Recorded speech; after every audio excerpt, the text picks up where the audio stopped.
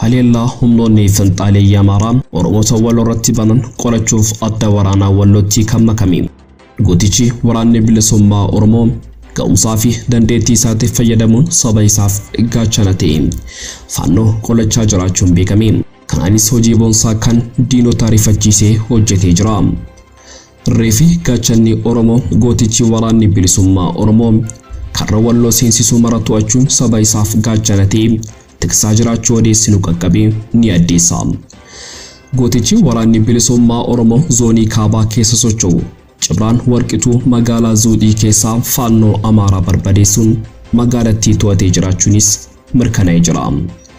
Bal'ina injifannoo gooticha waraana bilisummaa Oromoo kana qabannee jirra hanga xumuraatti nu faana tura.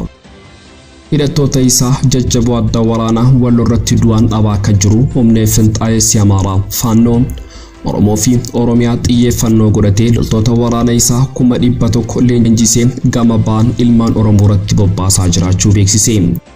Beeksisa faannoo kanas qindeeffannee jirra nu hordofaa. Oromiyaan golee hunda dirree waraanaa gochuuf harka lafa jalaan hojii guddaa hojjechaa kan jiru mootummaan PP Baalee Bahaa aanaa Gurraa Dhaamoleetti weerara daangaa gama naannoo Somaaleetiin akka raawwatamu taasisaa jiraachuun himame. Ashama harka fuunee kabajamtoota hordoftoota keenya. Dhiifannoolee wayitaawaa eebila 20 2022 kan guyyaarraa qabannee walitti deebinee jirra. Hanga xumura odeeffannoo keenyaatti nu faana turaa jecha kanneen chaanala YouTube keenyaa faara taatan subscribe gochuun maatii chaanala keenyaa ta'a. Odeeffannooleen wayitaawaa biyya keenyaa saffisaan akka isin qaqqabuuf qophii keenyaan like gochuun akkasumas share gochuun hiriyoota keessaniif qooduun nu faana tura. Qophii keenya irratti yaada qabdan ammoo koomentii keessatti barreessuun nuuf qoodaa. Odeeffannoo keenya guyyaa har'aa waliin turtii gaarii.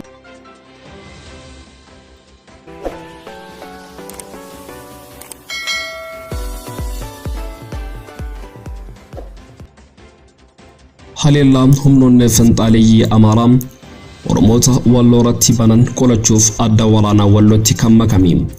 Gootichi waraanni bilisummaa Oromoo ga'umsaa fi dandeettii isaatiif fayyadamuun saba isaaf gaachana ta'e faannoo qolachaa jiraachuun beekame.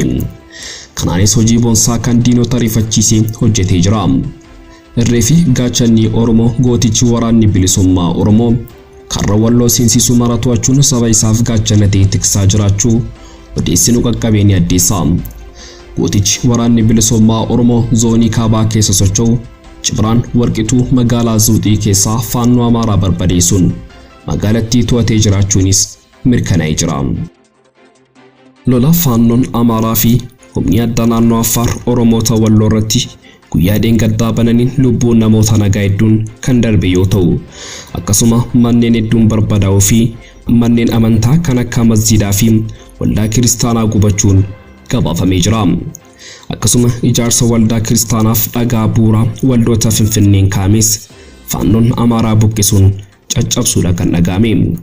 Namootni haleellaa humnoonni badii kun raawwatanii rukutamanii akka malee miidhaman illee mana yaalaa akka hin geeffamneef dhorkamanii jiraachuudha maddeen garasii kan himan.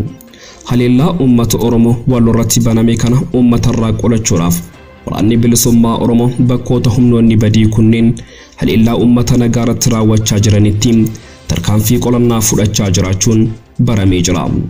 Yeroo ammaa Jillee Dhummuugaa keessatti lola gaggeeffamaa jiruun waraanni bilisummaa Oromoo haleellaa jajjabaa raawwachuun magaalaa Zuudhii seenuun to'atee jiraachuu ifoomsee jira.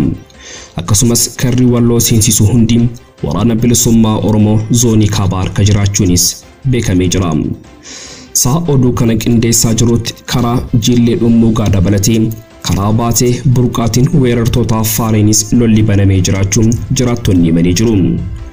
Waraanni bilisummaa Oromoo weerara uummata walloo irratti baname kana ilaalchisuun tarkaanfii fudhachaa jiraachuu beeksisee uummanni ajaja fudhate waraana isaa cinaa akka dhaabbatuuf waamicha taasisee jira. Hidhattoota isaa jajjaboo adda waraanaa walloo irratti du'an dhabaa kan jiru humna finxaalessi Amaaraa faannoon Oromoo fi Oromiyaa xiyyeeffannoo godhatee loltoota waraana isaa 100,000 leenjisee gama ba'an ilmaan Oromoo irratti bobbaasaa jiraachuun beeksise. humni shororkeessa Amaaraa faannoon naannoo Amaaraa gama baatti humna 100 caalaa leenjisee hidhachiisee akka bobbaasee beeksise. Hoggansi garichaa sirna eebba waraanaa haaraa leenji'anii irratti haasaa taasiseen uummata Oromoo Walloo fi Oromoo guutuu irratti wayita dhaadhatu mul'atee jira. Lola Tigraay caalaa kan Oromoo fi Oromiyaa miseensonni faannoo fi dargaggeessi Amaaraa akka of qopheessuu qabu wayita hogganoonni faannoo hubachiisan viidiyoolee mul'isan ba'aniitii jiru. Naannoo Amaaraa gama baatti qofa faannoowwan 100 caalan leenjii eeranii leenjii fi qophiin kun bakka maratti cimee akka itti fufu himanii jiru. Dargaggoonni Amaaraa marti akka leenji'an hidhatanii fi gurmaan hojjetamaa jiraachuu hogganoonni faannoo ibsanii jiru. Faannoon bakka jiru maratti bifa gurmuu qabuun socho'aa akka jirus himaniitii jiru. Dureeyyiin Amaaraa immoo humna kana qabeenyaan tumsuu akka itti fufu qabanis hoggansi faannoo hubachiiseetii jira. Qondaalonni Amaaraa hedduunis amma dura faannoo wayita faarsan dhaga'amaa ture. Humni shororkeessaa faannoon tibba kana uummata Oromoo Walloo irratti waraana banee akka jiru jiraattonni himaniitii jiru. Humni shororkeessaa faannoo kun godinaalee Wallaggaa keessattis aanaalee hedduu weeraree kan jiru yommuu ta'u godinaalee Shawaa Kaabaa fi Shawaa Baattis bakka hedduu weeraree jira. Oromiyaa keessa bakkeewwan biroottis of gurmeessee hidhannoo jajjabaan uummata haleelaa akka jiru irra deddeebiin gabaasaa turuun keenya ni yaadatama. Humni shororkeessaa faannoon bakkeewwan qabatetti namoota nagaa ajjeesaa fi qabeenya uummataa barbadeessaa akka jiru jiraattonni godinaalee Oromiyaa garaagaraa irra deddeebiin komataa turan. Mootummaan Oromiyaa humna kanatti dhaalatus tarkaanfii wayituu akka hin fudhanne himameetii jira. Oromiyaan golee hunda dirree waraanaa gochuuf harka lafa jalaan hojii guddaa hojjechaa kan jiru mootummaan PP Baalee Aanaa Gurra Dhaamoleetti warri daangaa gama naannoo Somaaleetiin akka raawwatamu taasisaa jiraachuun himame. Gandoonni Aanaa Gurra Dhaamolee Jibriil Abroonaa fi Yaadii jedhaman irra deddeebiin weerara daangaaf saaxilamaa jiraachuu himanii. Tibbana sababa kanaan walitti bu'iinsi uumamee jiraachuu ibsan. Jiraataan aanichaa obbo Umar akka jiranitti ganda Jibriitti erga lolli eegalame bultii 7 lakkoofsisee jira. Ka'umsi lola tibbana abbootiin qabeenyaa naannoo Somaalee humna addaa poolisii naannichaan akka deeggaraman lafa keenya weeraranii tiraaktaraan qotachuu eegaluu isaaniiti jedhu. Lafti humnoonni kunniin weeraran kun qabiyyee keenya barootaaf irra qotataa turredha jedhan. Gochi lafa uummataa humnaan weeraranii qotachuu kun ammallee itti fufee jiraachuus ibsaniiru. Obbo Umar qaamni gocha kana dhaabsisuuf yaales hin jiru jedhu. Kan waraanaa jiru kan ooyiruu keenya saamee tiraaktaraan qochiisaa jiru mootummaa naannichaati jedhan. Hawaasa horsiifatee bulaa naannoo Somaalee waliin nagaan kan waliin jiraatan ta'uu ibsuun ammas kan nu weeraraa jiru qaama mootummaa fi abbootii qabeenyaa isaanii malee hawaasa tikfatee bulu waliin nagaa qabna jedhan maddi odeeffannoo keenya. Lola tibbanaatiin wal qabatee qeen dhalattoota Oromoo 20 ta'anii mancaafamuu kan ibsan jiraataan gandichaa lolli humna addaa poolisii Somaaleetiin nurratti banames itti fufeera jedhu.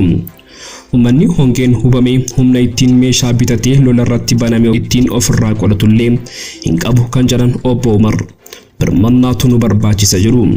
Jirri matareessi dabalatee meeshaalee waraanaa gurguddaa nutti dhukaasu nuti hawaasni horsiisee bulaa hongeen hubamne humneetti meeshaalee gahaa hidhannee weerartoota ittiin ofirraa qolannu hin qabnu hidhannee daangaa keenya tikfachuuf deeggarsatu nu barbaachisa jedhan.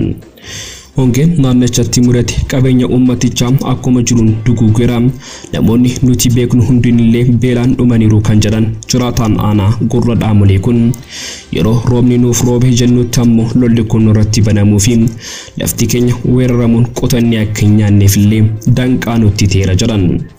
Weerarri daangaa Oromiyaa irratti kallattii garaagaraan raawwatamaa jiru kun ummata waraanaa hongee weerara dhibee fi qaala'insa jireenyaan jiruu fi jireenyi isaa haala ulfaataa keessatti danqamee jirutti dhimma qormaata dabalataa ta'eera. Weerara kallattii garaagaraan raawwatamu kanaan hedduun lubbuu dhabanii kuma dhibbootaan kan lakkaaman qe'ee irraa buqqaafamaniiru.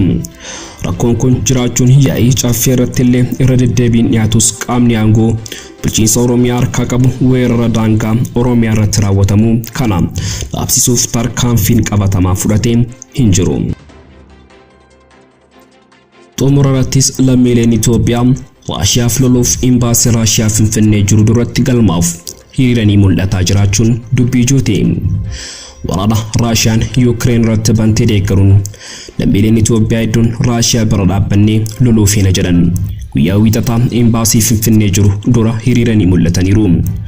Guyyaa kaleessaas achitti argamuu isaanii maddeen ifoomsanii jiru. Atoo malee imbaasii Raashiyaa Finfinnee keessatti argamu loltoota Itoophiyaa Raashiyaaf lolan galmeessuuf karoora akka hin qabne wiixataa himee ture. Imbaasiin Yuukireen Finfinnee jiru gamasaan ibsa wiixataa baaseen namuu Raashiyaan akka sobdu beeka jedhe. Dabaloonis wayita dargaggoota Itoophiyaa qacaruuf yaalan kanatti hanga Ebila 18 2022tti weerartoonni Raashiyaa 20 ta'an du'uu isaanii hin himanii jechuun biyyattii qeeqxe. Erga Raashiyaan Yuukireen weerartee booda keessumaa giddu gala baarratti loltoota lolchiisuuf galmeessaa jirti jechuun biyyoonni lixaa himataa jiru.